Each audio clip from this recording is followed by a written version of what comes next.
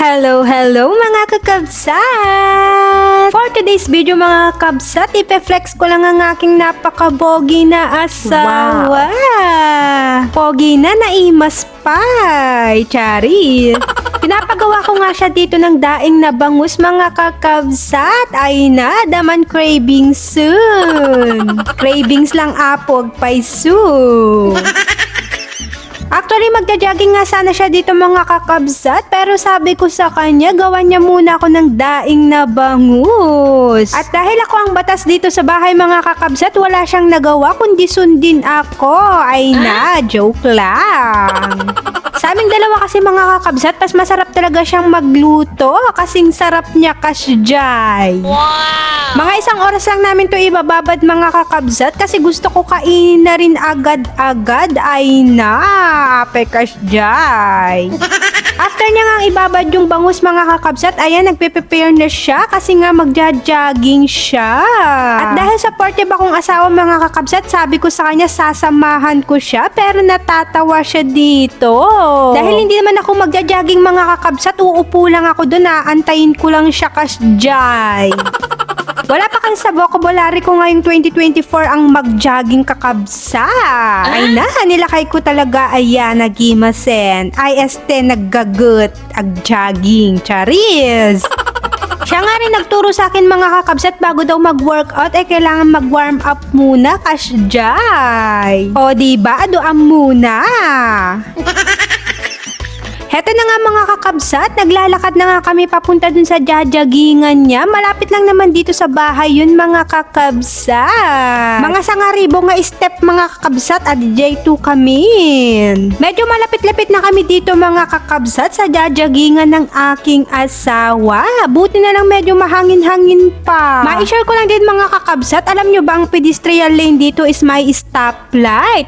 May kailangan kang pindutin dito mga kakabsat para huminto yung mga sasakyan at makatawid ka, ganon. Amazing! Hindi kagaya dyan sa Pilipinas mga kakabsat, basta tawid lang mayatun.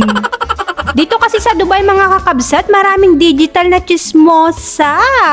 Ay, CCTV pala. Charis.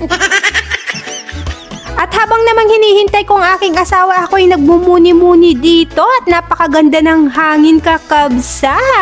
Habang agtugtugaw nga ako dito kakabsat, Diyos ko, nagbibilang ako kung magkano pa ang utang ko. Ay na, utang manon, kordapya. Etong area na to mga kakabsat, ito ang tinatawag nilang Almuragabat. O diba, napakaganda. Marami talagang nagja-jogging dito mga kakabsat. Kaya dito talaga nagja-jogging ang aking asawa. Ito talaga yung purpose ng pagsama ko mga kakabsat. Ang i-video siya at may ma-vlog naman kasjay. Maikwento ko na rin mga kakabsat. Alam nyo ba ang lisensya dito sa Dubai ay napakamahal. Sabi nga nila dito mga kakabsat, mas mahal pa ang lisensya kaysa kumuha ng sasakyan. Kahit ang mga fine dito mga kakabsat, medyo mahal din. Kaya wala silang magagawa kundi sumunod sa batas, kasjay. Sa kawan ti makita mga buhaya, ito'y kakabsat. Ay na, charot. Halos 30 minutes din ako nag-antay dito sa aking asawa mga kakabsat at nakailang ikot din siya. Kaya for the pawis-pawis talaga ang person. Pero kasta tinaimas kakabsat, ay medyo adal-alsum na. At heto na nga mga kakabsat, pabalik na kami sa aming bahay. Tamang lakad-lakad lang kami dito. Sabi ko sa kanya mag-hi siya sa camera, kaso nga lang iba na naman ang ginagawa. Sisiga-siga lang yan mga kakabsat, pero kalug din yan. At dahil di pa siya nakontento sa pawis niya, nag-push up pa siya mga kakabsat. Kinagabihan nito mga kakabsat, nagluto naman na kami para sa aming dinner. At ipiprito na rin namin yung daing na bangus na ginawa namin kanina mga kakabsat. Para naman may sabaw tayo mga kakabsat, nagdeneng-deng ako dito. Only Ilocano can know the deneng-deng, Charis. Basta yung sinabawang gulay kakabsat kasjay. So paano ba yan mga kakabsat? Hanggang sa muli. Bye! Mwah!